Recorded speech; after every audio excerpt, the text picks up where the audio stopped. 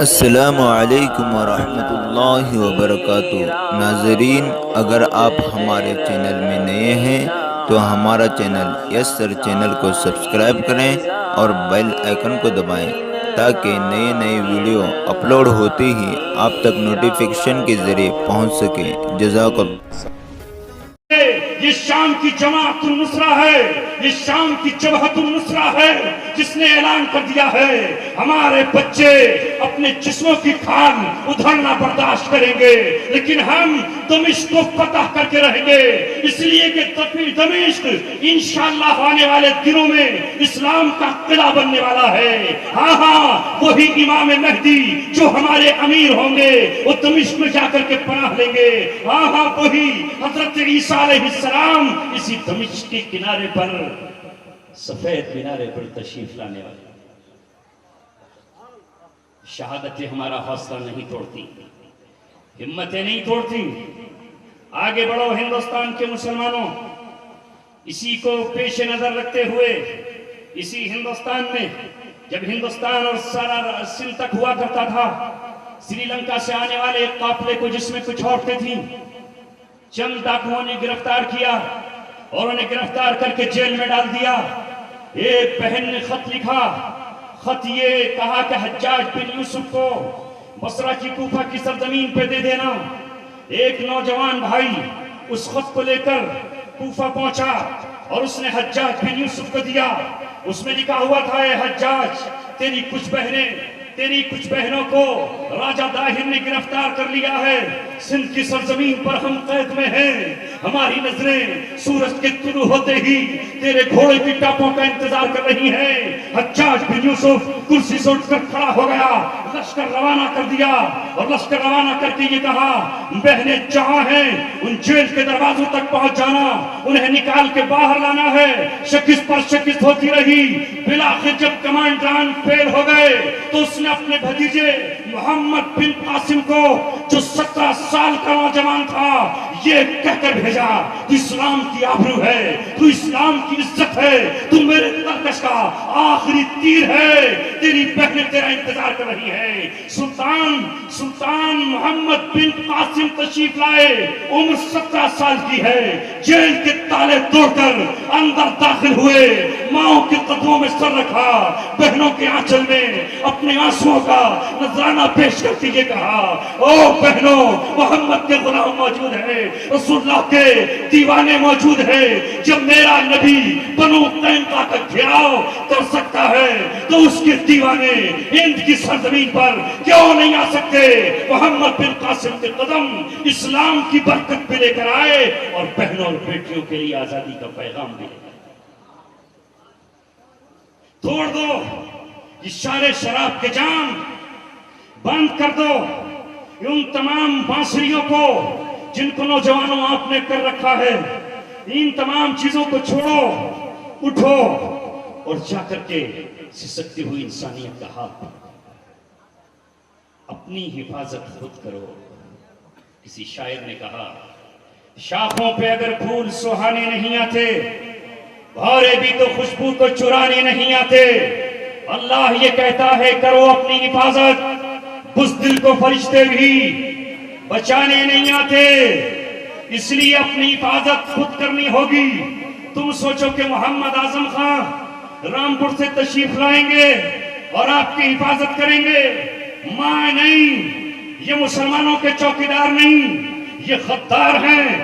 جب تک آپ اپنی حفاظت خود نہیں کرتے، رسول اللہ صلی اللہ علیہ وسلم نے کسی کا انتظار نہیں دیکھا، بدر کے میدان میں نکلے 313 کو لے کر، ان کے پاس بھی کچھ نہیں تھا، صرف 6 تلواریں تھیں، 8 سریں تھیں، محبت اور معاذ جیسے معصوم بچے تھے، افرا جیسی ایک ماں تھی، 313 1000 کے مقابلے پر نکلتے ہیں، لیکن ظاہر ہے 6 تلواریں کیا کر سکتی تھی؟ 8 سر ہیں، صرف 8 سروں کی حفاظت کر سکتی تھی۔ دو گھوڑے صرف دو آدمیوں کو سوار کر سکتے تھے۔ اللہ تبارک و تعالیٰ نے جب یہ دیکھا کہ میرا لشکر ابو جہل کے لشکر میں گھر چکا ہے، میرا محبوب شیطان کے گھیرے میں اس کے لشکر کی زد میں آ چکا ہے، تو حضرت جبرائیل سے کہا، او جبرائیل تیری طاقت کس دن کام آئے گی، تیرا گھوڑا کس دن کام آئے گا، او فرشتوں تمہارے ہتھیار کس دن کام آئیں گے، بدر کے میدان میں اترو اور میرے صحابہ کی حفاظت کے لیے پہنچو۔ فرشتے بدر میں آئے اور 1000 کے قدم اکھڑ گئے، 70 قتل ہوئے اور 70 کی مشکیں بن گئی۔ علامہ اقبال پکار کر گئے، فضائے بدر پیدا کر، فرشتے تیری نصرت کو اتر سکتے ہیں گردوں سے قطار اندر قطار اب بھی۔ پیر ذوالفقار نے لکھا ہے کہ جو فرشتے بدر میں آئے تھے ابھی تک آسمان پہ واپس نہیں گئے ہیں، وہ اس انتظار میں ہیں کہ جہاں کہیں ہمیں بدر کا سما مل جائے، جہاں کہیں ہمیں 313 بدر جیسے مل جائیں، ہم ان کی مدد کے لیے جائیں گے۔ یہ سما جہاں چاہو تم پیدا کرو، تمہیں ضرورت نہیں ہے کسی لیڈر کو آواز دینے کی، آواز کسے دو؟ اللہ تبارک و تعالیٰ کو آواز دو۔ ہمارا اللہ گونگا اور بہرا نہیں ہے، ہمارا اللہ تبارک و تعالیٰ ہماری پکار کو سنتا ہے۔ پھر یہ کیوں ہو رہا ہے؟ ہماری آزمائش کے لیے ہو رہا ہے۔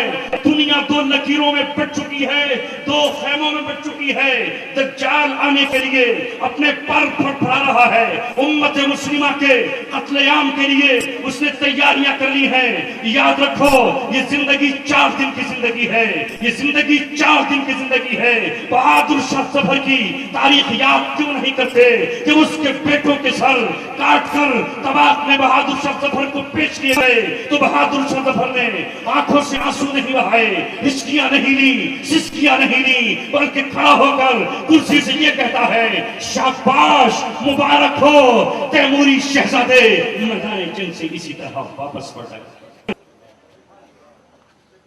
ضرورت ہے آج اپنی غیرت کو بیدار کرنے کی، ضرورت ہے آج اپنی حمیت کو بیدار کرنے کی، ورنہ وہی ہوگا کہ غلام قادر روہیلا اسی دلی کے لال قلعے میں مغلوں کے دربار میں گیا، مغل بادشاہ کی ان کی بیویوں کے سامنے آنکھیں نکالی، قتل کیا، اور پھر قتل کرنے کے بعد ان کی بیویوں کو کہا میرے سامنے ڈانس کرو، ناچو۔ انہوں نے ناچنا شروع کیا۔ اچانک اس غلام قادر روہیلا نے ایک ڈھونگ کیا، لیٹ گیا، خنجر پھینک دیا، خراٹے لینے لگا۔ وہ اسی طرح عورتیں ناچ رہی ہیں۔ اس کے بعد اٹھا اور اٹھنے کے بعد اس نے یہ کہا، ارے سپاہیوں کو نیند کہاں آتی ہے؟ میں نے تو یہ دیکھنا چاہا تھا کہ اتنی عورتیں ہیں کہ اگر یہ اپنے شوہر اور اپنے لوگوں کا انتقام لینا چاہتی تو میرے ہی خنجر سے میرا گلا کاٹ دیتی، میرا قتل کر دیتی۔ مگر آج معلوم یہ ہوا کہ تمہاری غیرت مٹ چکی ہے، تمہاری حمیت ختم ہو چکی ہے۔ اسی وقت اسی کو علامہ اقبال نے کہا ہے، حمیت نام تھا جس کا گئی تیمور کے گھر سے۔ آخری بات کہہ رہا ہوں، کل مولانا شمیم صاحب نے مدینہ مسجد میں نماز جمعہ میں یہ بات بتائی، دل ہل گئے۔ مظفر نگر کے قریب 30 شخص بیک وقت آرا مشین سے چیر کے ٹکڑے کر دیے گئے، اور ایک نے بھی اف نہیں کیا۔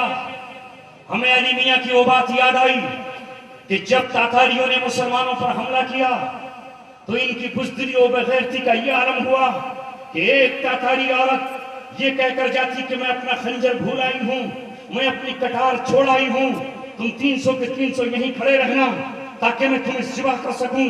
نہ وہ بھاگے، نہ انہوں نے ہچکیاں لی، بلکہ جب بلی کی کبوتر پہ حملہ کرتی ہے تو وہ آنکھ بند کر لیتا ہے، اس طرح آنکھیں بند کرنی۔ جب طوفان آتا ہے تو شتر مور اپنے منہ کو ریت میں چھپا لیتا ہے، اس طرح وہ کھڑے رہے۔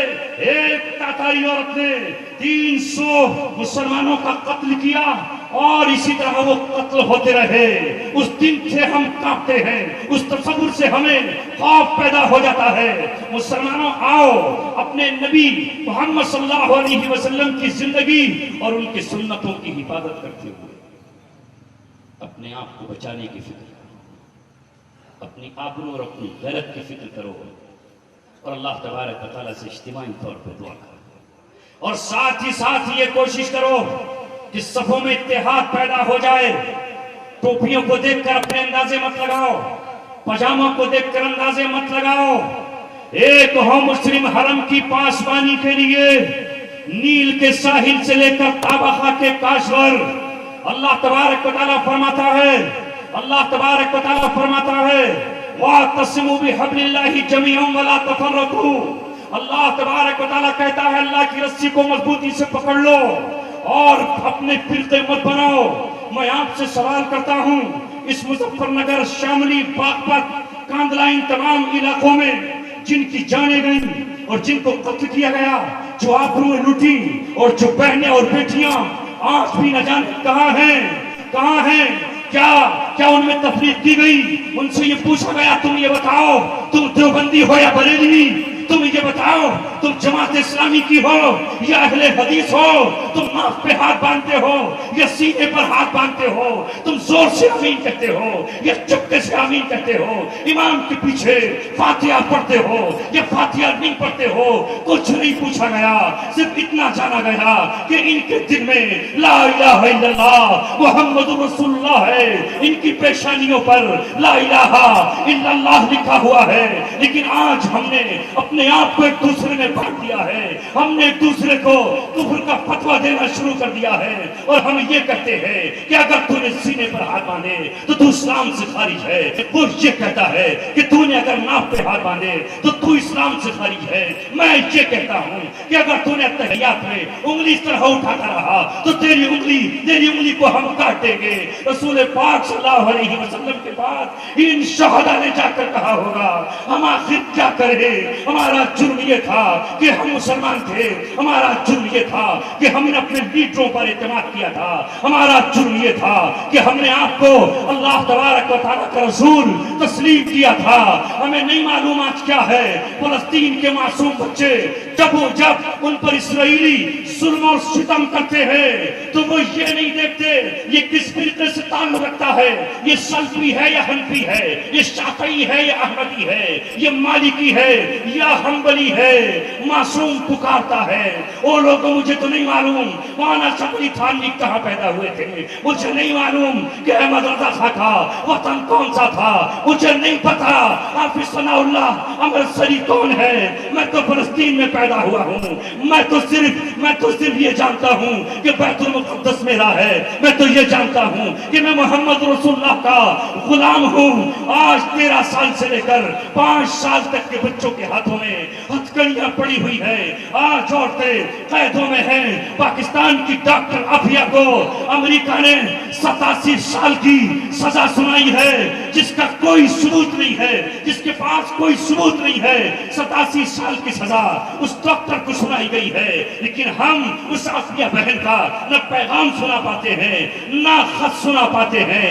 میرا نبی ایک عورت کے صرف دوپٹے کے اترنے پر بنو قینقاع کو مدینے سے نکال باہر کرتا ہے۔ معتصم باللہ ایک عورت کے تھپڑ لگنے پر ساری دنیا کے ابلک گھوڑے جمع کر لیتا ہے، اس عیسائی کو گرفتار کرتا ہے، اس کے ماتھے پر اس عورت سے تھپڑ لگا کر یہ کہتا ہے یاد رکھنا عباسی خلیفہ معتصم باللہ بغداد میں رہتا ہے، اور اس کے ہوتے ہوئے کسی عیسائی کو یہ جرأت نہیں ہو سکتی